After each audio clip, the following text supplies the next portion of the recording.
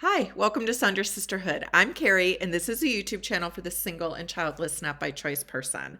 Our video today is do one of these things either by the end of the month or the end of the year in order to help yourself cope with being single and or childless not by choice.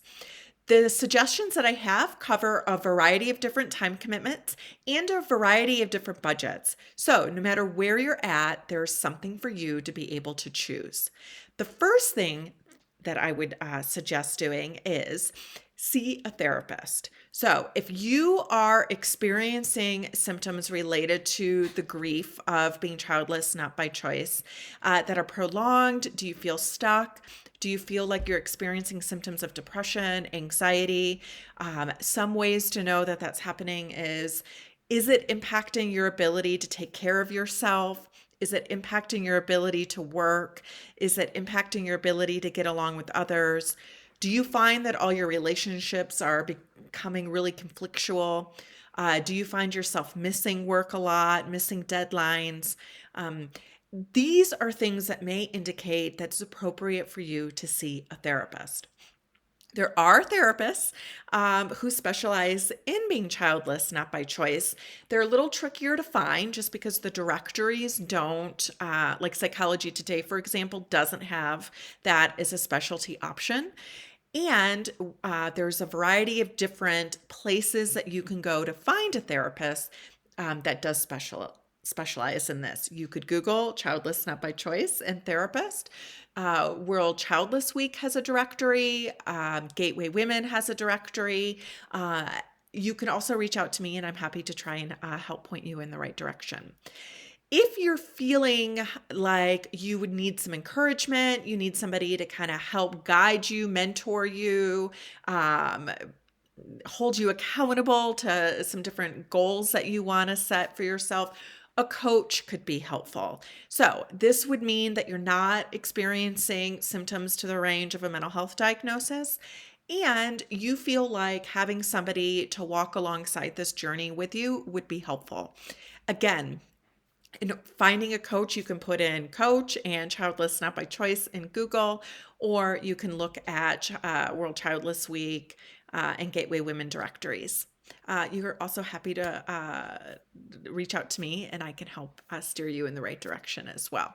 Full disclosure, I am a therapist in Colorado and a coach. And I'm happy to help you find the right person for you, no matter who that might be.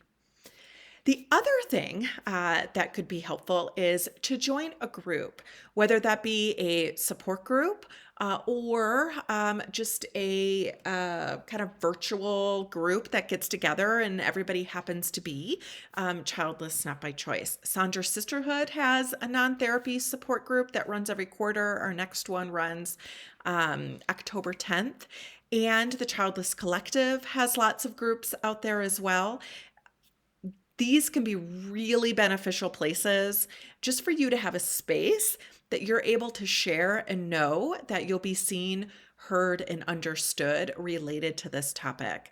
Again, a lot of times when we try and talk about these things with the other people in our life, they may be really supportive, but don't have that element of some shared experience.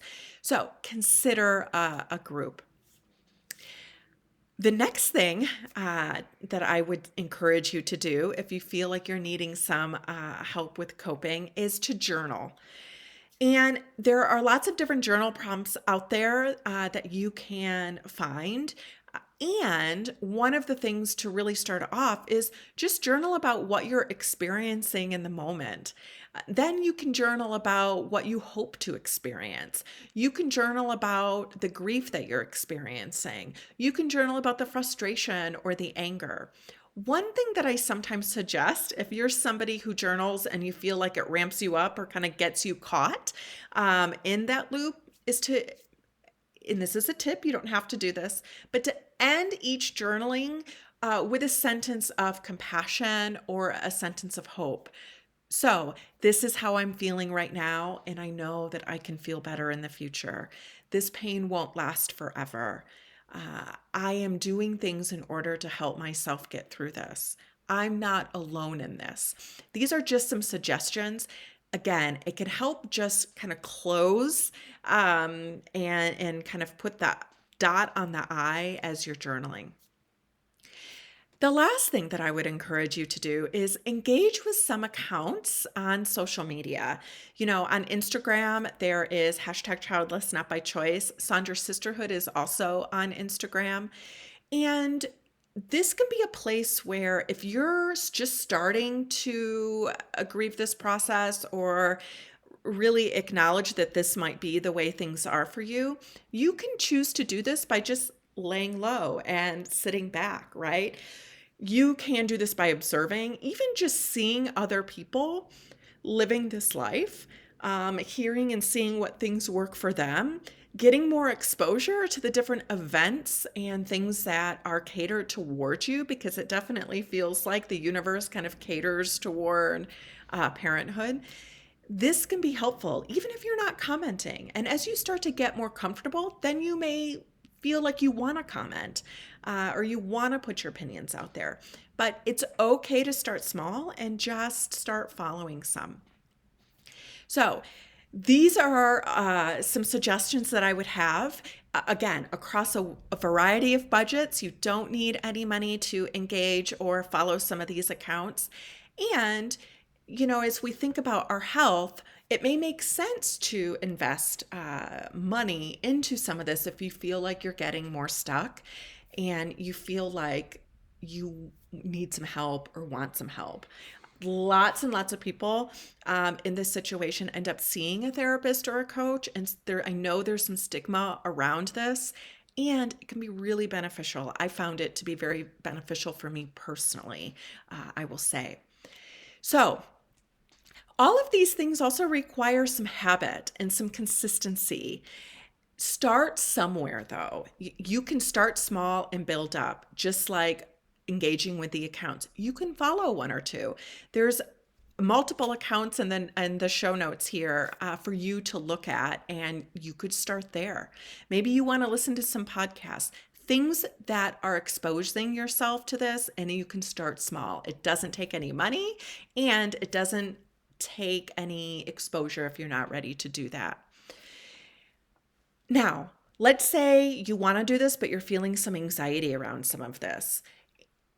Okay, I completely understand that. I think many of us were there. And if all of these seem a little bit too far out into the world to kind of risk, then what I want you to think about is what would help me be able to take this first step? And maybe it's telling yourself, I'm worthy of finding happiness. Maybe it's telling yourself, I'm worthy of experiencing peace and contentment around this. And maybe it's about telling yourself that over and over for a little bit. Sometimes setting a deadline can be helpful too, right? So maybe you want to do one of these things by the end of the year, or if you're a little bit further along of being able to take that step, you want to do this by the end of the month. Don't give up on yourself. It will get better, and it can get better. And if you need some other suggestions, or you like these suggestions and need help kind of finding where to go next, feel free to reach out, and happy to help. Again, don't give up on yourself. Continue to follow Sandra Sisterhood for more videos catered toward the single and childless, not by choice person.